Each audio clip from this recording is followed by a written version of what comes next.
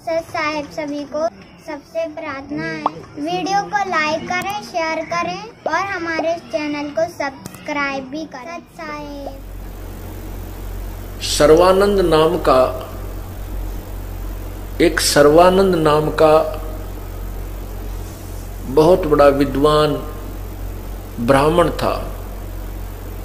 वो संस्कृत का ज्ञाता था। संस्कृत तो विद्वान लोग, ब्राह्मण लोग पहले से ही पढ़े हुए होते थे और उसमें एक शास्त्रार्थ की बीमारी थी। शास्त्रार्थ एक ऐसा रोग था जो अभी तक हमें परेशान कर रहा है। शास्त्रार्थ कैसे होता था? एक विद्वान आता था कि मेरे साथ शास्त्रार्थ कीजिए, दूसरा विद्वान यानी पंडित उसके साथ शास्त्रार्थ करता था। दोनों संस्कृत बोलते थे और श्रोता अशिक्षित होते थे जिनको संस्कृत का ज्ञान नहीं होता था। और जिसने भी संस्कृत अधिक बोल दी उसी की महिमा हो जाती थी। और जिनको संस्कृत समझ में नहीं आती वो श्रोता, अशिक्षित श्रोता, अपनी तारी पीट कर उन दोनों विद्वानों की यानी ब्राह्मणों की जय और पराजय का फैसला किया करते थे।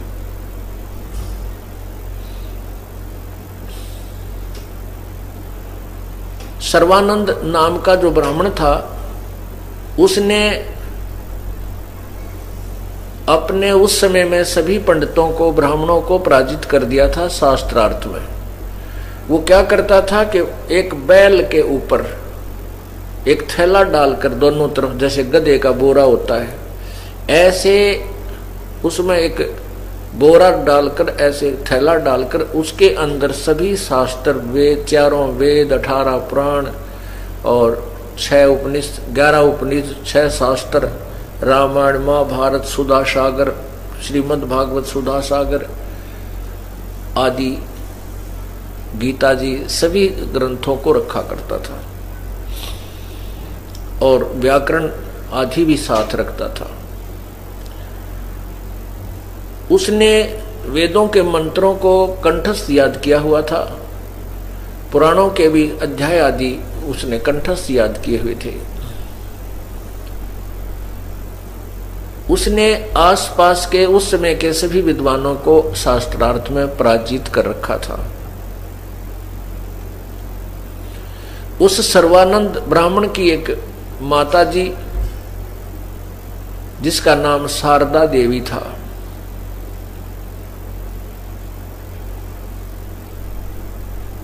वो बहुत दुखी थी।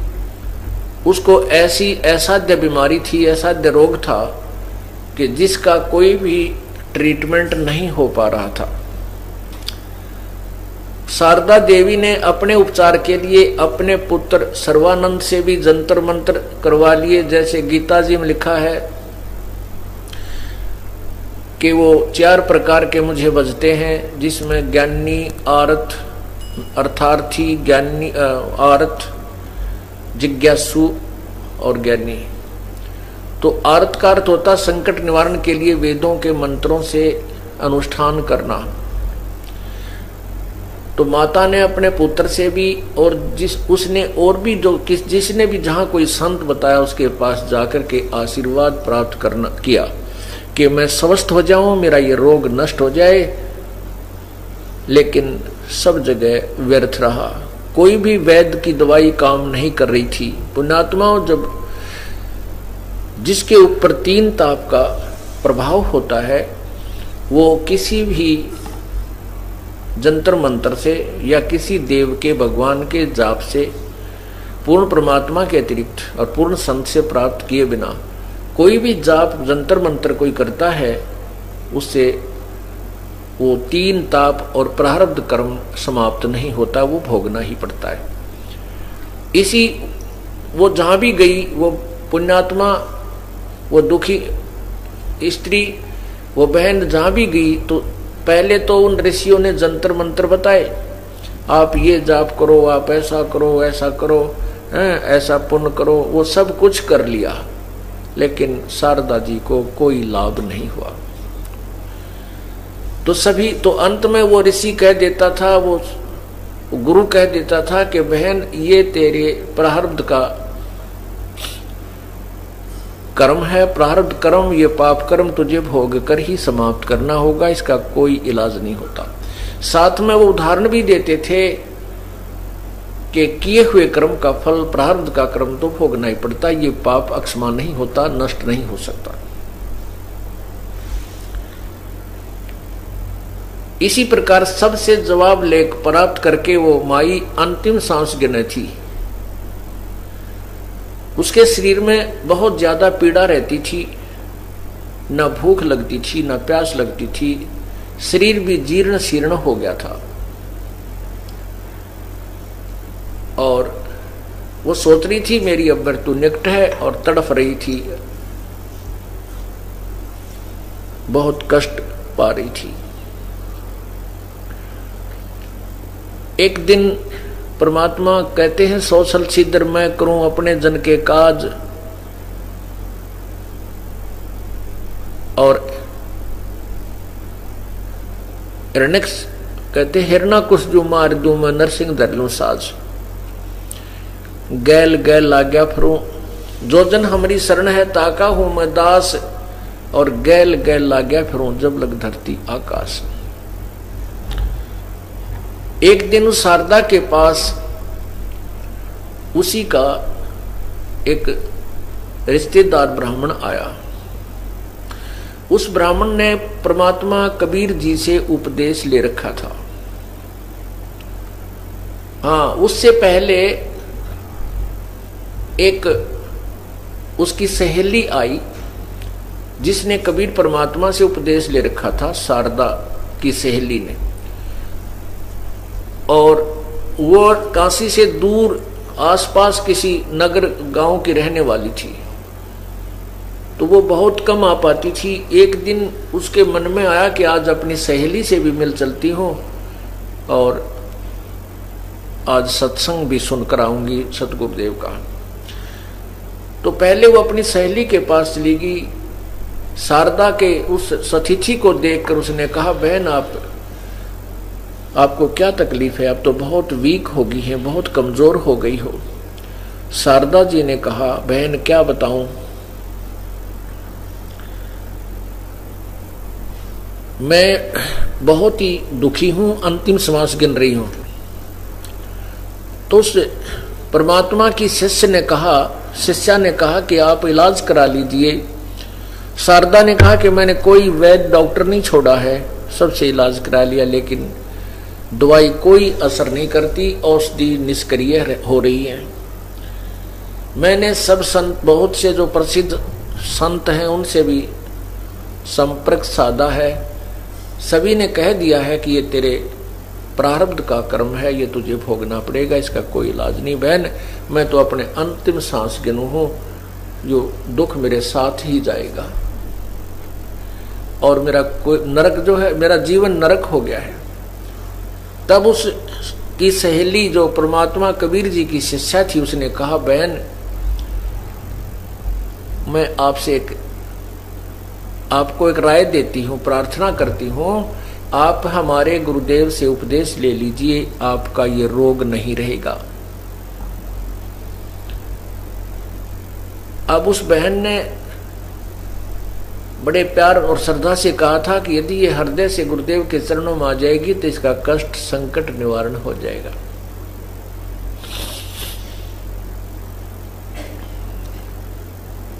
उस शारदा ने पूछा, बहन ऐसा कौन सा तेरा गुरुदेव है, बताइए, मैं उपदेश ले लूंगी, क्योंकि मैं तो बहुत दुखी हो चुकी हूँ, लेकिन आशा नहीं है मुझे कि मैं स्वस्थ हो जाऊं।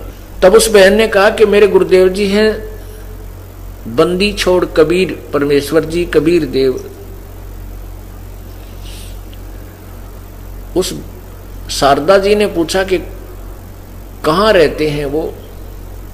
उन्होंने बताया कि आपके साथ ही यहाँ थोड़ी सी दूरी पर एक जुलाहा कॉलोनी है, उसमें रहते हैं। उनकी जाति क्या है? शारदा ने पूछा। बहन ने उत्तर दिया, शिष्या ने, परमेश्वर की शिष्या ने उत्तर दिया कि उसका नाम कबीर है, उसकी जाति जुलाहा है। और बहन वैसे तो संत की कोई जात नहीं होती। कबीर परमात्मा अपनी वाणी में कहते हैं कि जात ना पूछो संत की, पूछ लीजिए ज्ञान, और मोल करो तलवार का, भाई पड़ी रहने दो म्यान। तो शारदा ने जब ये सुना कि वो जुलाहा जाति से है और हम ब्राह्मण जाति से, उसी समय मस्तिष्क में 3 त्योड़ी पड़ी, 3 सिलवट पड़ी और कहने लगी, बहन तू मेरा धर्म भ्रष्ट कराना चाहती है। हम उत्तम कुल में जन्म है और एक नीच जात के जुलाहे को और एक ब्राह्मणी उसको गुरु बनाएगी, हम तो जगत गुरु हैं। अब वो बहन कहने लगी, जो परमात्मा की शिष्या थी, उसने कहा, शारदा मैंने तो आपके भले के लिए कही, आप नाराज मत होइए, लेकिन ये मैं आपसे गारंटी देती हूं कि आप स्वस्थ हो जाओगी। तो वो देखो, कहते हैं इस लोक लाज में आदमी इतना जकड़ा पड़ा है। शारदा कहने लगी, मैं तो ये रोग भुगत लूंगी, इस दुख को ही भोग लूंगी, पर मैं उस छोटी जाति वाले को गुरु नहीं बना सकती। काल ने ऐसा बांध दिया इस प्राणी को कि इसके जाल से निकल ना जा। वह बहन जो परमात्मा की शिष्या थी, वह उठकर चली गई। वे ठीक है, जैसे आपको उचित लगे ऐसे कर लीजिए, लेकिन ध्यान रखना ये जात पात 2 दिन की है। आज आपकी मृत्यु हो जाए, फिर क्या पता आप मुसलमान के घर में जन्म ले लो, क्या पता आप किसी और दूसरे घर में जन्म लो, क्या पता आप जुलाहे के घर भी जन्म ले सकती हो। आप ब्राह्मण हो तो, अब ब्राह्मणी हो तो इस बात पर विचार करो कि मृत्यु के उपरांत ये प्राणी किसी भी जूनी में जा सकता है, किसी भी जाति में जन्म हो सकता है।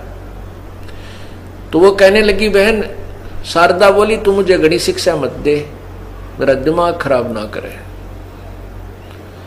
तो वह शिष्या जो परमात्मा की थी उठकर आ गई और कहती है, भगवान देख अंतिम श्वास गिना है और फिर भी आत्म कल्याण का भी इसको जो है ना उत्साह नहीं बना।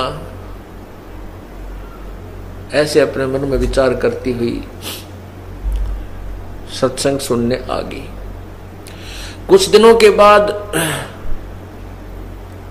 वो कबीर परमेश्वर का एक शिष्य ब्राह्मण जो शारदा जी का निकटतम रिश्तेदार था, संबंधी था, वो भी बहुत परेशान था। पूरा परिवार दुखी रहता था, पूरे परिवार पर जो है 3 ताप का प्रभाव था, शारीरिक कष्ट पूरे परिवार को।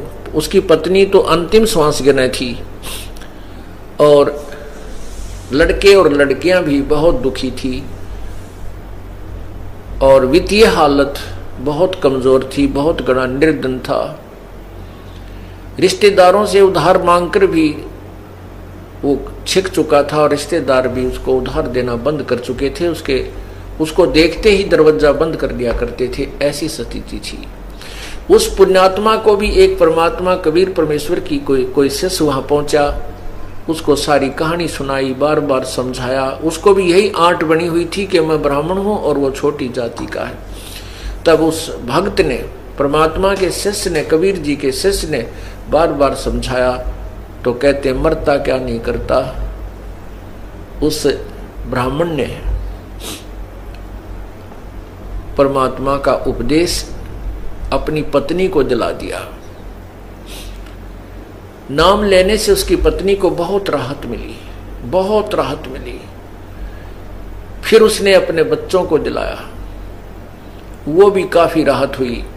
फिर उसको इतना ऐसा चांदना होया, ऐसे प्रेरणा हुई, स्वयं भी जाकर के परमात्मा के चरणों में गिर गया, उपदेश ग्रहण किया कबीर परमेश्वर से।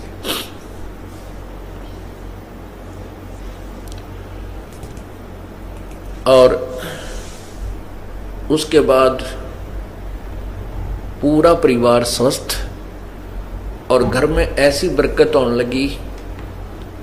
पहले वो उधार लेता था, अब सबकी उधार भी तार दी 2, 3, 4 वर्ष के अंदर, और लोग उससे उधार लेकर जाते थे। वो निःशुल्क दिया करता था, वो बगैर इंटरेस्ट के, बगैर ब्याज के पैसे देता था। लोग बड़े प्रसन्न थे गरीब आदमी के, बड़ा भगवान करे तेरा दिन रात आशीर्वाद दिया करते थे कि तू दिन रात फले। ऐसा साहूकार हमने देखा है नहीं जो बगैर ब्याज के पैसे देता है। परमात्मा मना करते हैं कि ब्याज नहीं लेना चाहिए। किसी की मदद करना चाहते हो तो वैसे कर दीजिए, अन्यथा पैसा मत, ब्याज नहीं लेना चाहिए। अब वो इतना सुखी हो गया कि जन जन को जाकर कहता है कि कबीर परमात्मा स्वयं मालिक आए हैं, उनसे उपदेश ले लीजिए, अपना कल्याण करवा लीजिए।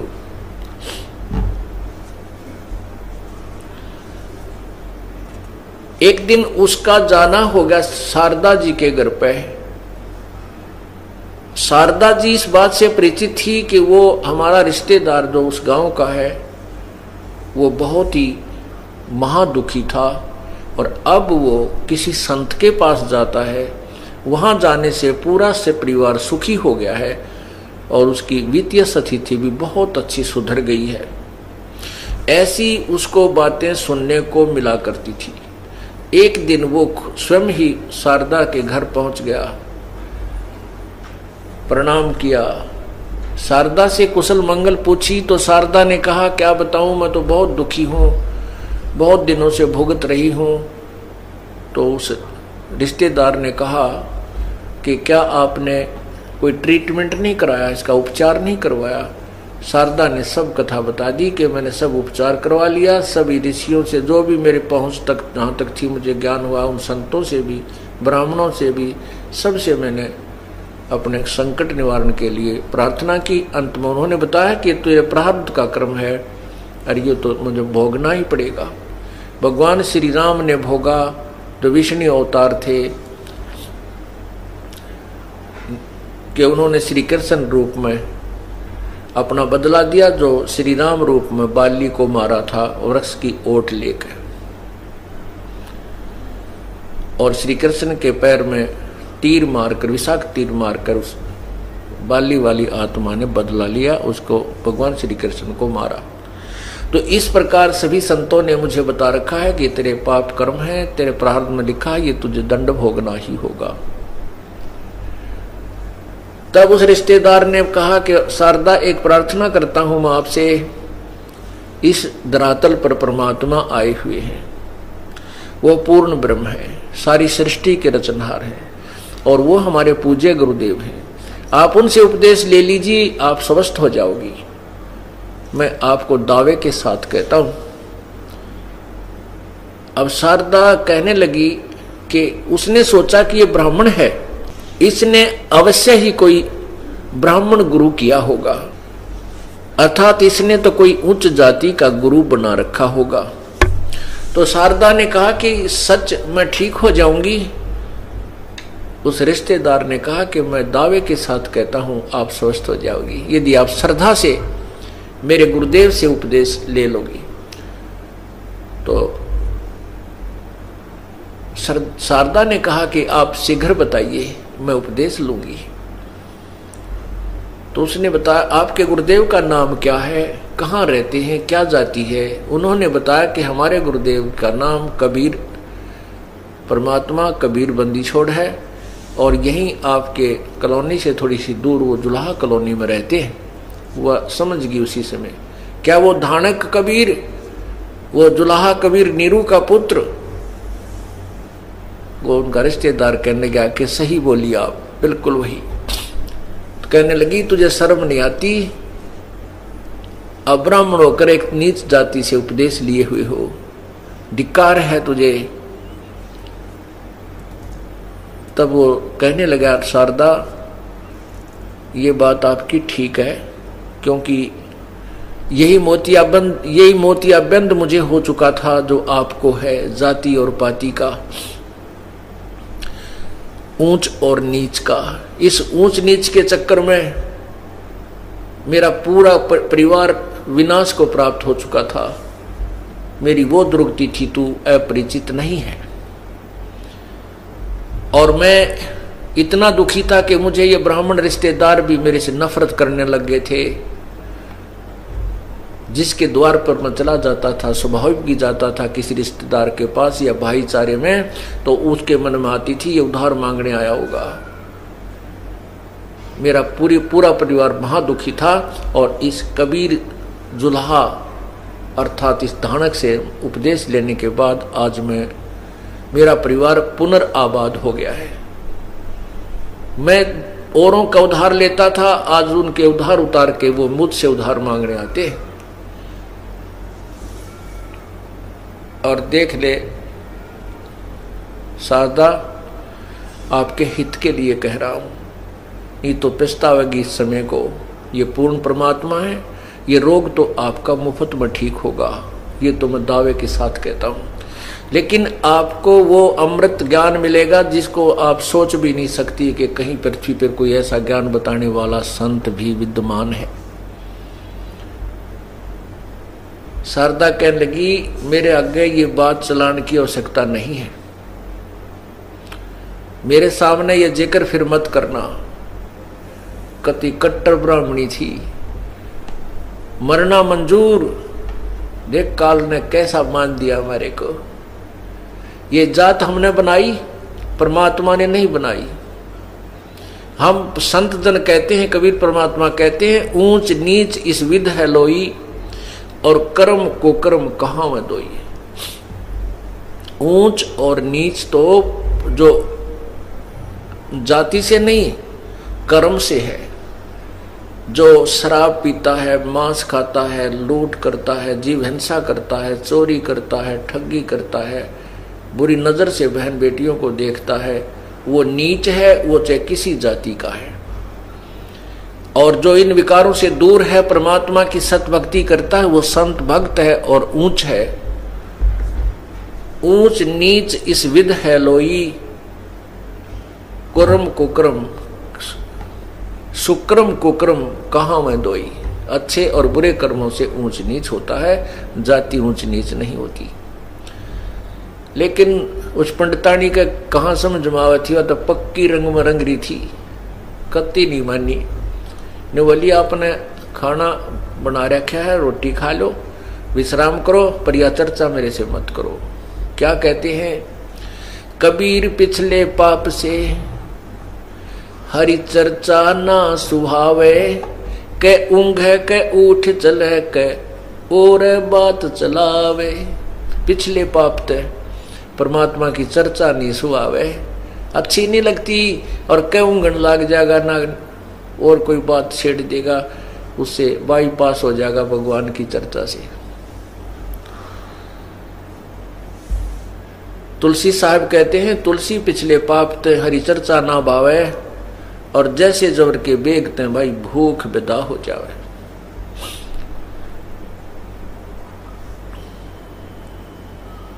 जैसे रोगी जबर के रोगी को, जिसको बुखार हो जाता है, उसको खाना अच्छा नहीं लगता। मनुखा दाख, किस्मस, सेब संतरे और रोटी कड़वी लगती है और वो खा नहीं सकता। न तो रोटी कड़वी है, ना किस्मस कड़वी है, ना मनुखा दाख कड़वी है, ना सेब संतरे कड़वे हैं।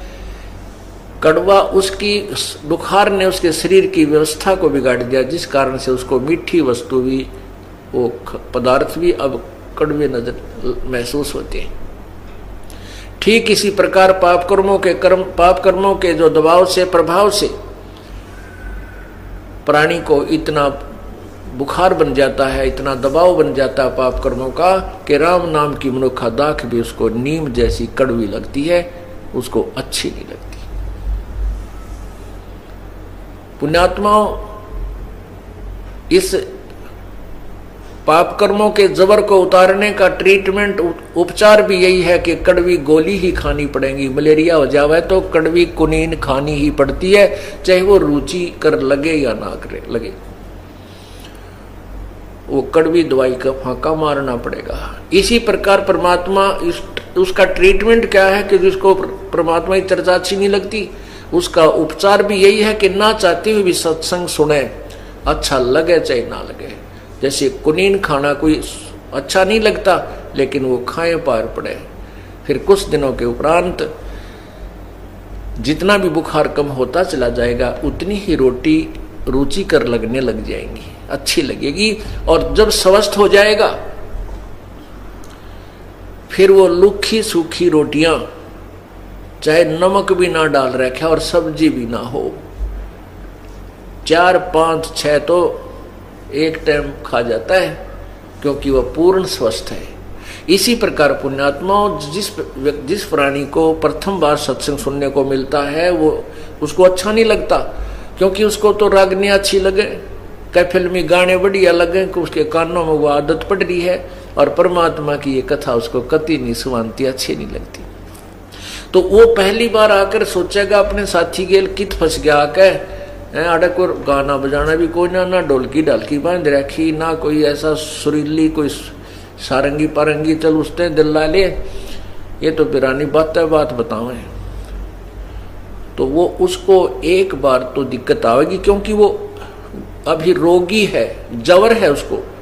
और इस सत्संग रूपी जो कुनीन है, सत्संग रूपी जो दवाई है, ये दोनों काम करेगी। आप जूता पहन लो, भविष्य में कांटा ना लगेगा। तो पुण्यात्माओं, कांटा लगे पैर में जूता पहना नहीं जा सकता, वो तो कांटा निकले जो पीड़ा बना रहा है।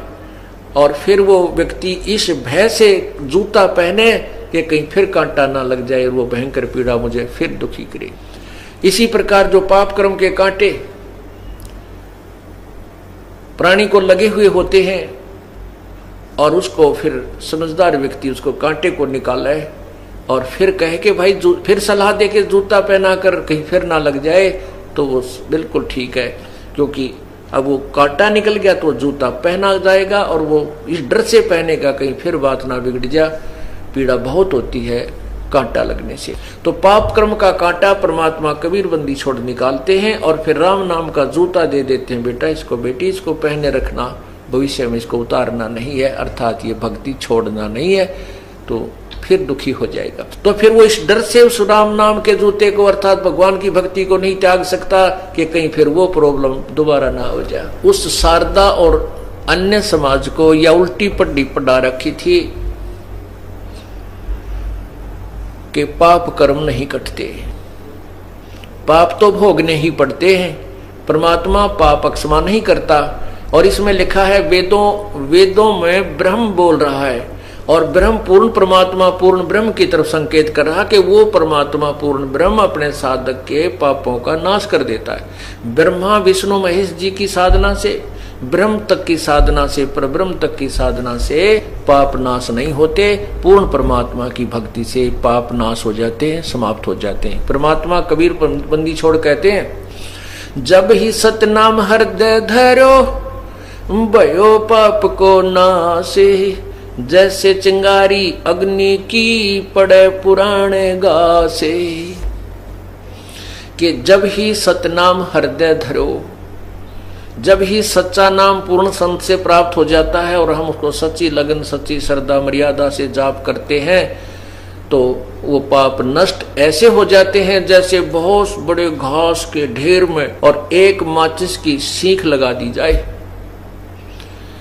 वो चिंगारी अग्नि की पूरे सूखे घास को, चाहे 1000 लाख मन पड़ा हो, लाख टन पड़ा हो, वो जलाकर भस्म कर देती है, सभा कर देती है, उसका राख बन जाती है, खाक बन जाती है, और वो हवा में उड़कर वो स्थान भी साफ हो जाता है। और ये नकली गुरु, झूठे गुरु और ये ऋषि महर्षि, ये झूठे जो वेद ज्ञान से अपरिचित थे, ये दुनिया को भ्रमित कर गए, क्योंकि उनको यथार्थ ज्ञान नहीं था। वो ब्रह्म से आगे किसी को नहीं जानते थे, जबकि परब्रह्म पूर्ण ब्रह्म ये अन्य शक्तियां और हैं। अब शारदा जी को बड़ा आनंद आया और कहा, परमात्मा मुझे उपदेश दे दो। प्रभु ने कहा कि शारदा, दुनिया तेरी हंसी करेगी, ब्राह्मण लोग तेरा मजाक करेंगे।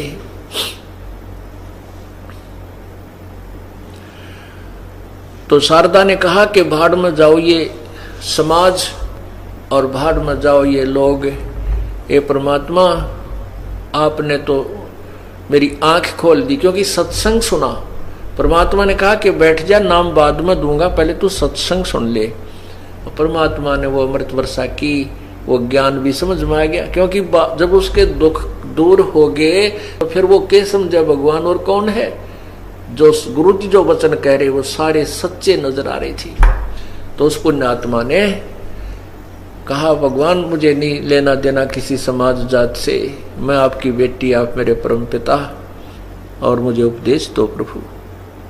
परमात्मा तो यही चाहते थे, उपदेश दे दिया। उपदेश दे दिया। अब शारदा डट कर भजन करती और फिर रह रहकर सत्संग सुनती तो उसकी आत्मा से जो अज्ञान था वो पूर्ण रूप से हट गया। परमात्मा कहा करते बच्चों, वर्तमान में कोई भी संत ऋषि नहीं है जिसके पास तत्व ज्ञान है और जिसको यथार्थ भक्ति का मार्ग का ज्ञान हो। इस बात को सभी शिष्य अच्छी तरह मानते थे, जानते थे। और साथ में वो दुखी आत्मा, क्योंकि वहां आकर वही लोग आते थे जो महादुखी थे। सुखी तो कोई एकाध भगवान ही आता था और सभी दुखी सुखी हो गए थे। इस प्रकार परमात्मा के 64 लाख शिष्य हो गए थे। 64 लाख। आज से 600 550 वर्ष पहले विचार करो, 64 लाख शिष्य हो जाना कोई मामूली बात नहीं है। जबकि हिंदुस्तान की उस समय 550 600 वर्ष पहले कुल 4 करोड़ आबादी होगी मुश्किल तय, और उस समय से 64 लाख शिष्य हो जाना ये कोई बालकों का खेल नहीं। उसमें तो कोई मीडिया भी नहीं था, ना कोई टीवी चैनल थे कि भाई एक आदमी एक जगह से अपना प्रचार करके सबको सुना सकता है। तो ये कैसे रजा हुई थी परमात्मा की। ऐसे ही जोत के जोत जली थी। 120 वर्ष तक परमात्मा रहे थे इस पृथ्वी पर, एक साधारण मनुष्य का, एक आम भगत संत की तरह जीवन जीकर और जनता का कल्याण किया था। तो उसमें ऐसे ही जोत के जोत जली थी। जो सुख हो जाता विश्वों को जाकर बताता, कोई रिश्तेदार को सुनाता, कोई मित्र को सुनाता, कहीं राह चलते को जिक्र करता। ऐसे 64 लाख शिष्य प्रभु के हो गए थे। एक दिन उस सर्वानंद ने, जो शारदा जी के पुत्र थे, वो विद्वान ब्राह्मण जिसने उस समय के सभी विद्वानों को पराजित कर दिया था शास्त्रार्थ में, तो उसके मन में ये आया कि मैं अपना नाम सर्वाजीत रखवा लूं। सर्वाजीत, सर्वाजीत का अर्थ होता है जिसने सब पर विजय पा ली हो, सर्वाजीत। तो उसने अपनी मां से प्रार्थना की कि माताजी मेरा नाम आप चेंज कर दो, बदल दो, मेरा नाम सर्वाजीत रख दो। तो माता ने कहा बेटा क्यों, सर्वानंद कौन सा बुरा नाम है, ये भी बहुत अच्छा नाम है। तो उसने कहा सर्वानंद ने कि माताजी मैंने आसपास के इस पृथ्वी पर जितने भी विद्वान पुरुष हैं, ब्राह्मण हैं, वो ज्ञान में शास्त्रार्थ में पराजित कर दिया है, और मैं इसलिए अपना नाम सर्वाजीत रखवाना चाहता हूं कि सर्वाजीत नाम से सभी जान जाएं कि यो वो व्यक्ति है जिसने सबको पराजित कर दिया, सब पर विजय पा ली है। अब शारदा जी बोली बेटा ठीक है, मैं अपने बेटे का नाम बदल दूंगी। आप एक संत को, एक ऋषि को और पराजित कर दे। सर्वानंद कहने लगा बताओ माताजी कौन है वो? कि वो मेरे पूज्य गुरुजी कबीर बंदी छोड़ हैं। आप उनको शास्त्रार्थ में हरा के और उनसे लिखवा लाना, फिर मैं तुझे सर्वानंद के नाम से पुकारूं, सर्वाजीत के नाम से पुकारूंगी। नहीं तो बेटा मैं तुझे सर्वानंद, सर्वाजीत नहीं कहूंगी, मेरी तरफ से सर्वानंद ही रहेगा। अब सर्वानंद जी ने कहा ए माता जी आपने भी किसका नाम ले दिया, अनपढ़, अशिक्षित, वो क्या जाने शास्त्रों के बारे में। अभी जाता हूं, अभी गया और अभी आया, उसको तो 2 मिनट में पराजित करके आऊंगा। माता बोली ठीक है पुत्र, लेकिन कुछ प्रमाण दो से लाना। ठीक है माता जी। अब वो क्या करता था, अपना वो सारा साजबाज बैल के ऊपर रख कर एक थैले में चल पड़ा।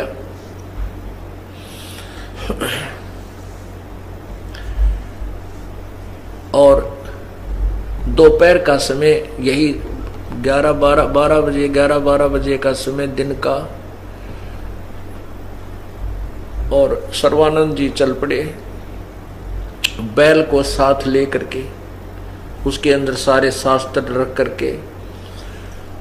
जब वो जुलाहों की कॉलोनी में पहुंचा तो वहां एक लड़की जो कमाली नाम की थी, वो परमात्मा ने जीवित की थी कब्र से निकालकर, जो शेख तकी की पुत्री थी। वो 12-13 वर्ष की लड़की उम्र होकर वो मृत्यु को प्राप्त हो चुकी थी, और परमात्मा ने कब्र से निकलवा के हजारों व्यक्तियों के सामने, सिकंदर लोधी के सामने उस लड़की को जीवित किया था। उसके बाद वो लड़की परमात्मा के साथ रहा करती थी, और परमात्मा वो अपनी पुत्री की तरह उनको रखा करते थे। तो कमाली ना लड़की उस जुलाहों के कुएं पर पानी भर रही थी, कुएं से पानी निकाल रही थी बाल्टी के द्वारा रस्सी बांध के। और उधर से परमात्मा ने ऐसी कृपा की कि सर्वानंद को बहुत जबरदस्त प्यास लगी। इतनी प्यास लगी कि अगर 10 मिनट पानी ना मिले तो प्राण निकल जाए, ऐसी स्थिति होगी। परमात्मा के नहीं कर दे, मरोड़ तोड़ काटने के लिए, मन की बंक निकालने के लिए परमात्मा 100 क्रिया कर सकता है, 100 कारण बना देता है। अब उस ज्यों ही सर्वानंद जी ने उन जुलाहों की कॉलोनी में प्रवेश किया, और एक ब्राह्मण का जुलाहों के घर में आना, नगरी में आना, कॉलोनी में आना एक बहुत बड़ी बात होती थी। उस समय बहुत ज्यादा छुआछात थी, और वो भी सर्वानंद जैसे ब्राह्मण को जो वेदों को लिए हुए फिर रहा था। ज्यों ही वो कॉलोनी में प्रवेश किया तो जुलाहे लोग, कॉलोनी के व्यक्ति अपने अपने घरों से बाहर निकलकर देख रहे हैं, ये ब्राह्मण कहाँ जा रहा है, ये किसके यहाँ जाएगा, किसके साथ वाद विवाद किया जाएगा। देख रहे थे जैसे गांव में हाथी आ जा, बालक देखा करें, गांव वाले दूर दूर खड़े होकर के देखते हैं छतों पर चढ़ के, ऐसे देखने लगे। और वो देख रहे थे, सर्वानंद को बहुत जबरदस्त प्यास लगी। उसने कहा बेटी पानी पिलाना। लड़की ने जल निकाला और सर्वानंद को पिला दिया। ऐसे हाथ से पानी सर्वानंद ने पी लिया, और लड़की ऊपर से बाल्टी से डाल रही है। जब उसने पानी पी लिया, जब देखा कोई देख तो नहीं रहा है, जुलाहा मुझे देख, ऐसे देखा तो चारों तरफ सभी देख रहे हैं। तो उसने सोचा तेरी बेइज्जती होगी, लोग नो कहेंगे जुलाहे के छोटी जाति वालों का पानी पी लिया ब्राह्मण ने। तो उस अपने गलती को सुधारने के लिए लड़की से गुस्सा होकर बोला, ए लड़की, ये कौन सी जाति का कुआं है? लड़की ने कहा, कमाली ने कहा, पंडित जी, जुलाहों की कॉलोनी में जुलाहों का ही कुआं होता है। तो पंडित स्वामी सर्वानंद जी कहता है कि लड़की तूने पहले क्यों नहीं बताया मेरे से कि ये ब्राह्मण जुलाहों का कुआं है? तब लड़की ने कहा, सर्वानंद स्वामी जी, उस समय तक तेरी जान निकलन न हो रही थी, तूने क्यों ना पूछा वे भाई किसका कुआं है यो? क्या आपको पता नहीं था जुलाहों का कुआं है? जब तो तेरी जान जाने वाली थी तब तो जात पात तुझे नजर नहीं आई, अब तेरा पेट भर गया, जान बच गई तो बकवाद भारी है तुझे। अब कहता किसका कुआं है, कौन सी जाति का, क्यों पाखंड कर रहा है स्वामी जी? तो वो कहने लगा, ए लड़की, ये बता, वो जानती है यहाँ कोई एक कबीर नाम का कोई व्यक्ति रहता है? लगी, हाँ जानती हूं मैं, आ जाओ, मेरे पिताजी हैं, मेरे साथ साथ आ जाओ, मैं उनका घर आपको, हमारे घर आ जाओ। अब लड़की पानी भरकर चल पड़ी, वो सर्वानंद पीछे पीछे पहुंच गया। और वो लड़की थोड़ी जल्द शीघ्र चल के परमात्मा से कहने लगी, पिताजी एक ब्राह्मण आवा है, आ रहा है, और वो बैलों के ऊपर ना बहुत किताबें रखे हुए है, और आपको पूछ रहा है, लगता आपके साथ कोई वाद विवाद करेगा। परमात्मा बोले बेटी कोई बात नहीं, आने दो, बड़ी अच्छी बात है। विद्वान पुरुष आ रहे हैं, हम उनसे कुछ ज्ञान ग्रहण कर लेंगे, अगर हमारे से कोई बातचीत चलेगी तो कुछ ज्ञान ग्रहण करेंगे। इतने में वो लड़की बाहर आई तो देखा, कहा कि सर्वानंद भी पहुंच गया, द्वार पे खड़ा होगा बैल समेत। लड़की ने कहा आ जाओ, आओ पंडित जी, मेरे पिताजी अंदर बैठे हैं, आ जाओ अंदर। तो सर्वानंद कहने लगा, लड़की मेरा ये लोटा पानी से भर दे। एक खाली लोटा ले रखा था सर्वानंद ने। तो लड़की ने वो पानी लोटे में डालना शुरू किया। जब लोटा भर गया तो कहता और डाल दे, और डाल दे, यानी पूरा लबालब भरवा लिया। उसमें और जरा सा भी जल डाले तो वो बाहर निकल जाए, ऐसा लोटा फुल करवा लिया। और कहने लगा, लड़की ले ये लोटा जो का तू पानी का भरा हुआ कबीर के पास ले जा और उसको कहना इसका उत्तर दे मेरे प्रश्न का।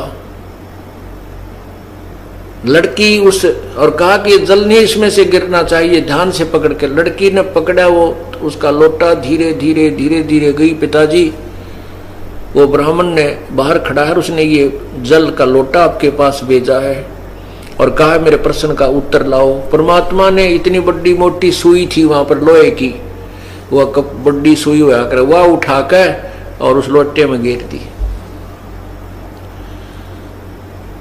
अब जितना वो सुई उसमें प्रवेश हुई तो उतना ही पानी बाहर निकल गया,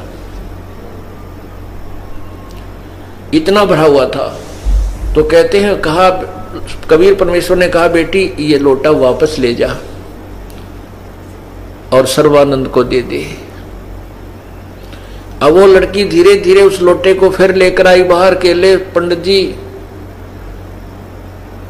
आपका लोटा संभालो। तो सर्वानंद ने कहा बेटी क्या उत्तर दिया तेरे पिताजी ने? लड़की ने कहा उत्तर कुछ नहीं दिया, इसमें सुई डाल दी एक और कुछ पानी निकल गया बाहर। सर्वानंद अंदर आया और कहा कि कबीर तूने मेरे प्रश्न का क्या उत्तर दिया? परमात्मा ने कहा तो आपका प्रश्न क्या है स्वामी जी बोलिएगा। स्वामी जी ने कहा, सर्वानंद ने कहा कि मैंने शास्त्रार्थ में आसपास के सभी विद्वानों को पराजित कर दिया है और मैंने अपनी माता जी से सर्वाजित नाम बदलवाने की प्रार्थना की थी। मेरी माता ने शर्त रख दी है कि मैं कबीर को पराजित कर दूं शास्त्रार्थ में तो वो मुझे सर्वाजित से संबोधित करेगी, इसलिए मैं आपसे शास्त्रार्थ करने आया हूं। और मेरा कहने का तात्पर्य ये लोटा पानी का भरा हुआ आपके पास भेजने का मेरा जो प्रश्न है कि मैं ज्ञान से परिपूर्ण हूं और तेरा ज्ञान मेरे अंदर नहीं समाएगा। मैंने लोटा इसलिए और फ्लो करके भेजा था कि और जल इसमें डलेगा तो वो जल बाहर ही जाएगा, लोटे में नहीं समाएगा। अर्थात मैं ज्ञान से इतना परिपूर्ण हूं कि मुझे तेरा ज्ञान मेरे अंदर नहीं समाएगा, तू अपनी हार लिख दे। परमात्मा बोले मेरा उत्तर सुन ले। मेरा उत्तर क्या था? जैसे आपके लोटे में और पानी डालने से वो पानी बाहर निकल सकता था, आपके लोटे वाले में नहीं समा सकता था। मैंने इसके अंदर वो सुई इसलिए डाली है कि मेरा ज्ञान इतना वजनदार है कि जिस प्रकार वह लोहे की सुई तेरे लोटे की तली में पहुंच गई और तेरा पानी बाहर निकल गया, मेरा ये ज्ञान इतना वजनदार है कि तेरा ज्ञान ऐसे बाहर निकल जाएगा और मेरा ज्ञान तेरे हृदय में समा जाएगा, ऐसे जम जाएगा जाकर के, और ये तेरा नकली ज्ञान तेरे अंदर से बाहर निकल जाएगा। अब और इस प्रकार जब ये वार्ता होने लगी तो आसपास के वो अशिक्षित यानी जिनको अक्षर ज्ञान नहीं था वो जुलाहे आगे वार्तालाप सुनने के लिए, शास्त्रार्थ सुनने के लिए।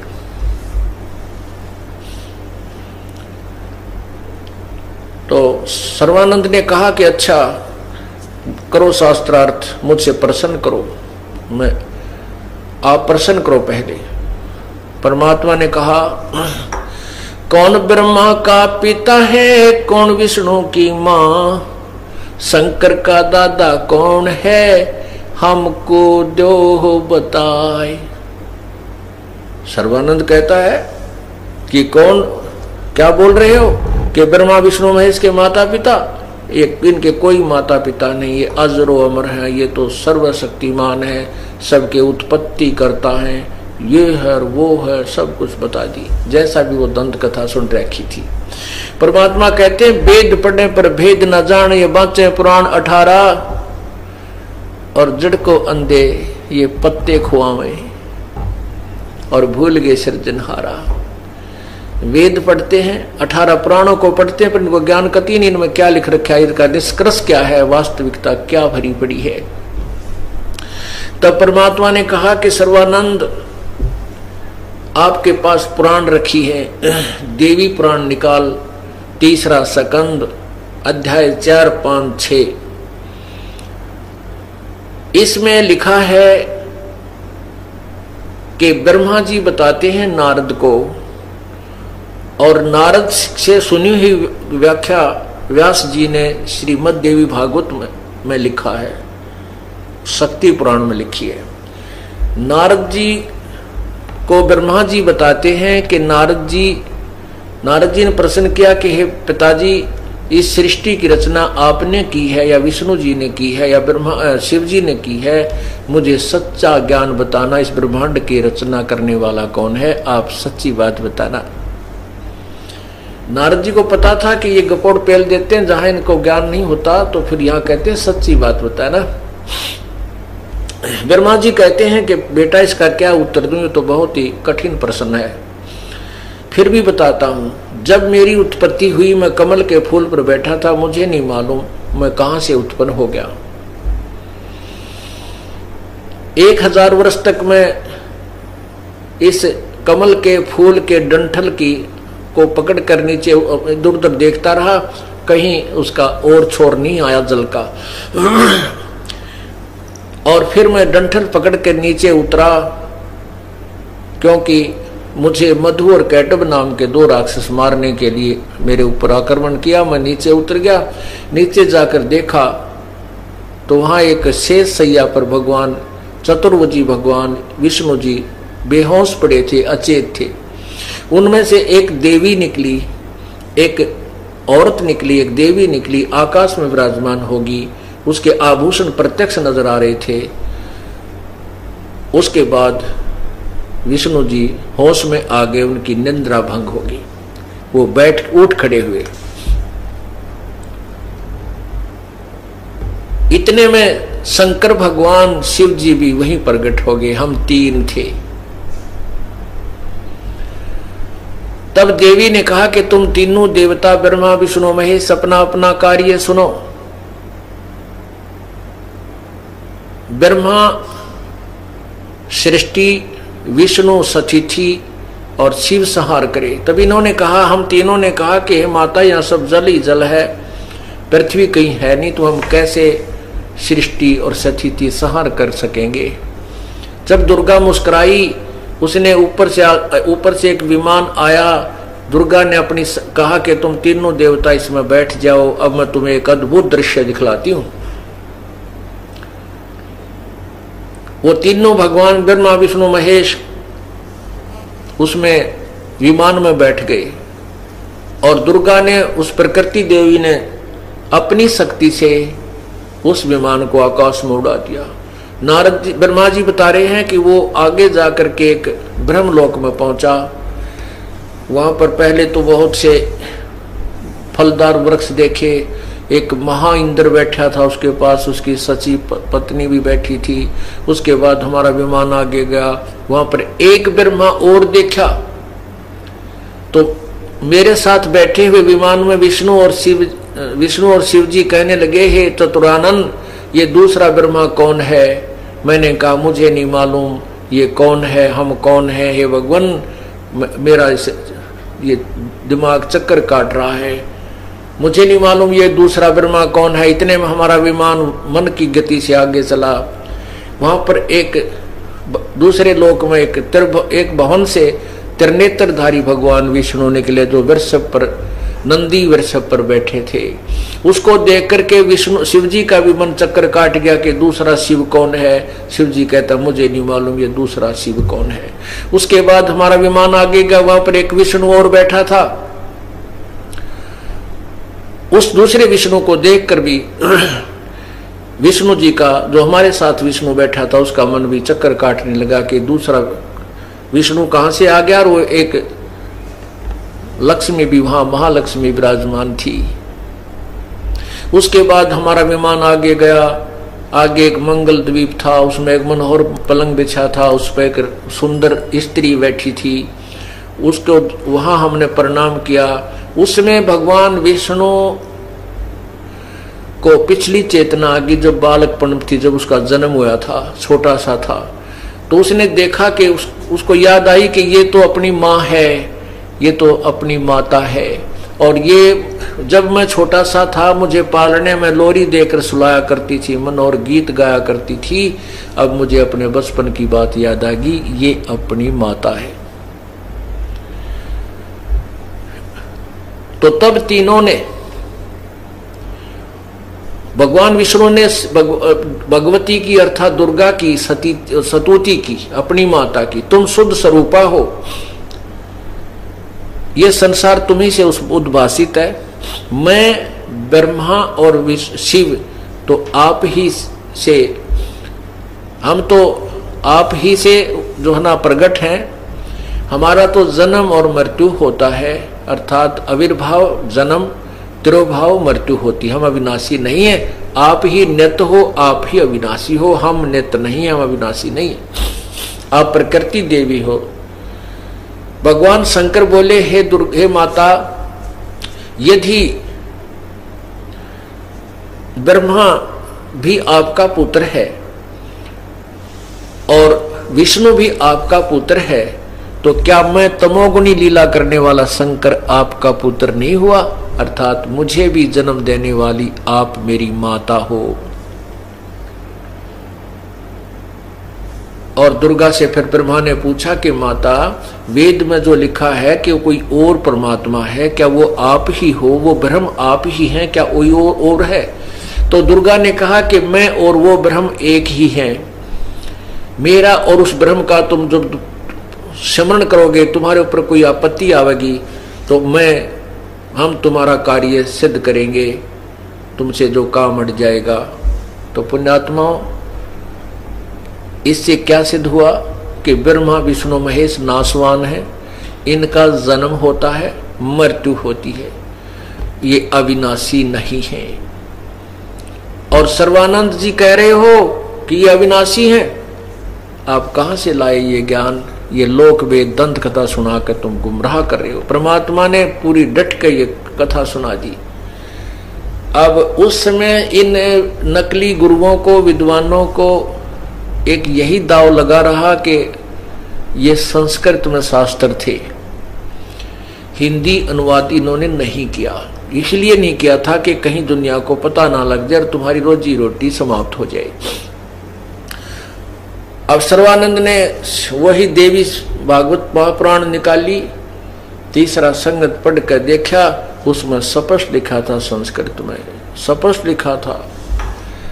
अब उसने सोचा ना तो ये श्रद्धालु कोई शिक्षित है जो श्रोतागण बैठे, और कबीर जी की कौन मानेगा इस बात को?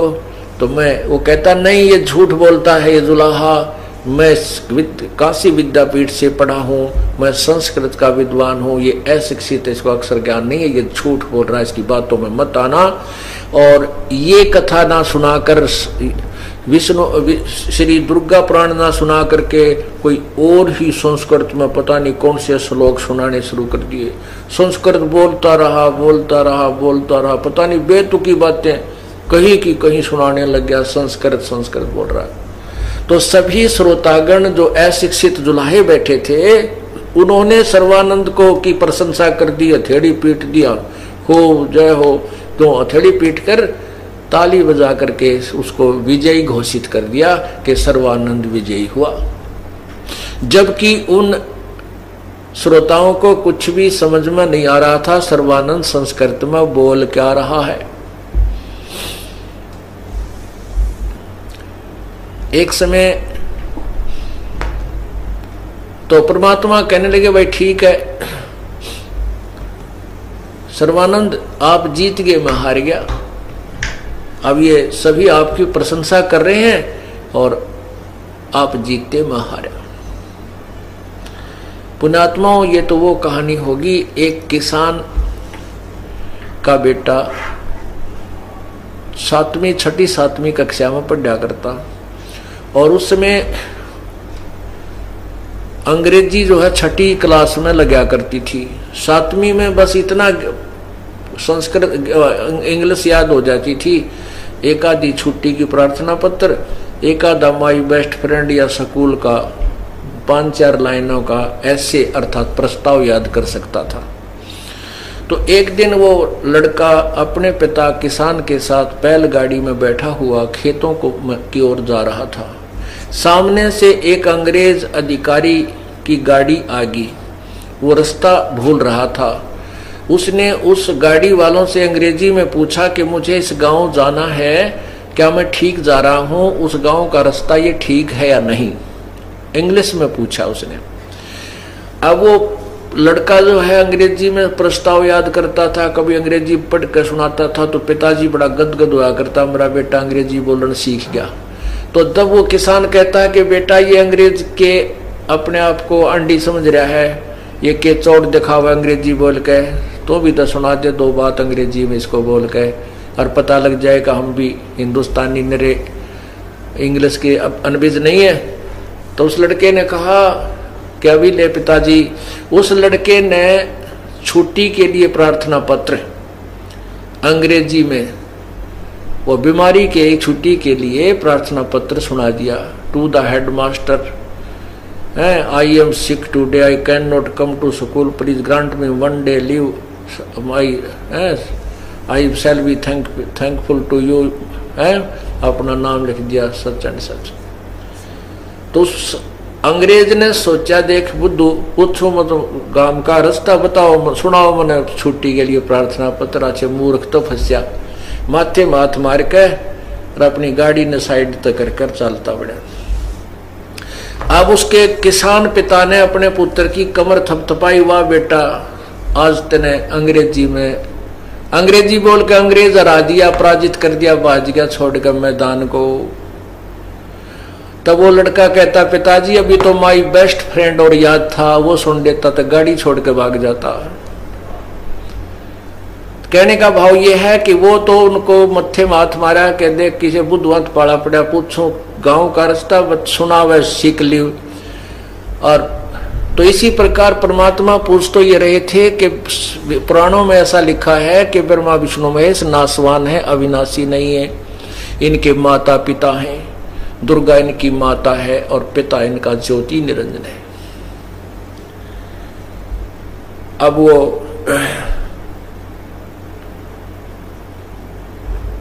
सर्वानंद ने सुना दी वह सिकली और प्रशंसा कर दी उन अशिक्षित श्रोताओं ने, और में विजयी कर दिया वो अज्ञानी सर्वानंद। परमात्मा बोले भाई ठीक है, लिखवा ले के लिखवाना तने, ठीक है आप जाइए, मैं हार गया तो जीत गया।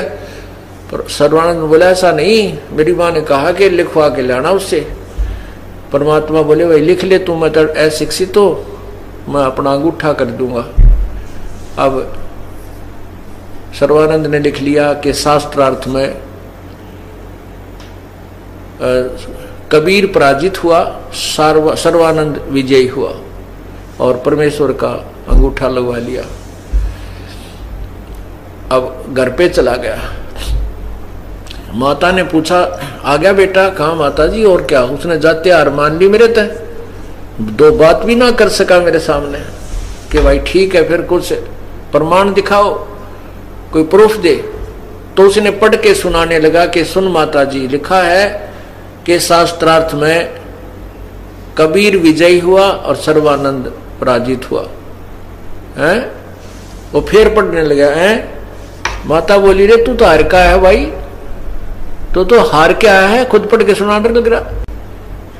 तो वो कहने लगा माता जी मैं ना कल 2-3 दिन से लगातार शास्त्रार्थ में था, रात्रि में भी काफी देर तक शास्त्र हुआ करते थे, मैं निंद्रा में था, मेरे से ही गलत लिखा गया। माता जी वो तो अनपढ़ है, मैं खुद लिखने वाला हूँ और सचमुच वो हार गया। माँ बोली नो ना मानो तेरी बात दे, लिखवा के ला उन पर। फिर लिखवा ला जा जाके। तो फिर गया वापस गया तो कहा कबीर जी मैंने गलती से उलट लिख लिया, मेरी माँ नहीं मानती। परमात्मा बोले भाई फिर लिख ले, कोई बात ना, तेरे हाथ में कलम है, कुछ लिख ले। तो उसने फिर लिख लिया कि शास्त्रार्थ में कबीर परमात्मा पराजित हुए, कबीर हार गया और सर्वानंद जीत गया। और अंगूठा लवा लिया, एक आधे गवाह के भी तो अंगूठे लवा लिए। फिर आकर आया, कहने लगा माता जी सुनाऊं? कहा सुना बेटा। उसने पढ़ा, फिर वही पाया उल्टे अक्षर हो गए शास्त्रार्थ में, सर्वानंद हार गया, कबीर साहिब विजयी हुए। तो उसकी माँ बोली रे तू भांग तो नहीं पी रहा आज? कह वो हार गया, लिख के लावा तू उल्टा। ने बोला माता जी पता नहीं क्या हो गया, मेरा ध्यान नहीं रहता है, अब क्या जाता हूँ, जा भाई। तीसरी बार फिर लिखवा लिया। अब तीसरी बार उसने सोची कि घर में प्रवेश करने से पहले वो पढ़ रहा सही अक्षर है कि शास्त्रार्थ में कबीर जी हार गए और सर्वानंद जी जीत गए। तो उसने सोचा कि बिजली पड़े है, अब नो एक टक नजर रख रहा है उसके ऊपर और देलियों में से दरवाजे में प्रवेश करता हुआ कहता माता जी सुनाऊं? कहा सुना भाई।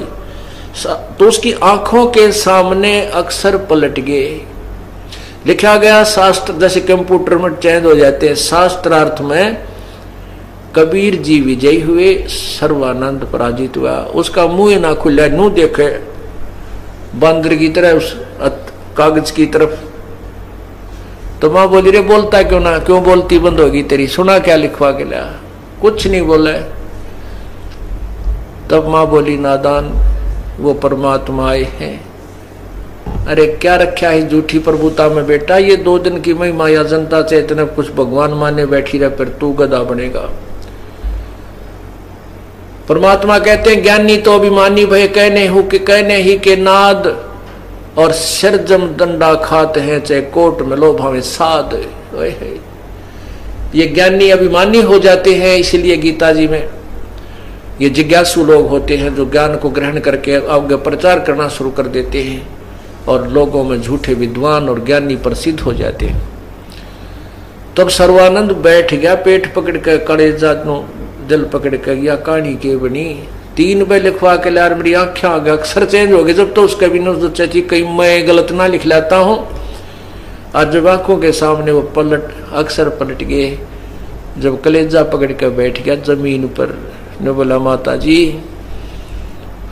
वो तो सचमुच परमात्मा है।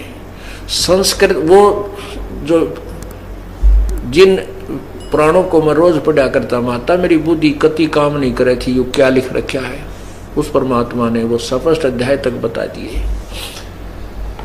तो माँ बोली फिर के बाट देखे भाई, अब किस चीज की इंतजार है, पैर पकड़ दे उस परम पिता के जाके और ले ले नाम भगवान। बेटा मेरा भी जीवन सफल हो जाएगा, ना मैं भी रोऊं नो मेरा बेटा रह गया, यू काल के मुंह में जाएगा।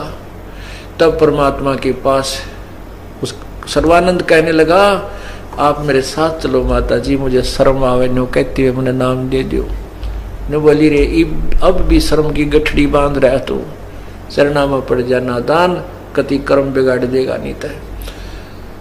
तब सर्वानंद की माता जी उसके साथ गई और फिर उनसे उपदेश दिलाया।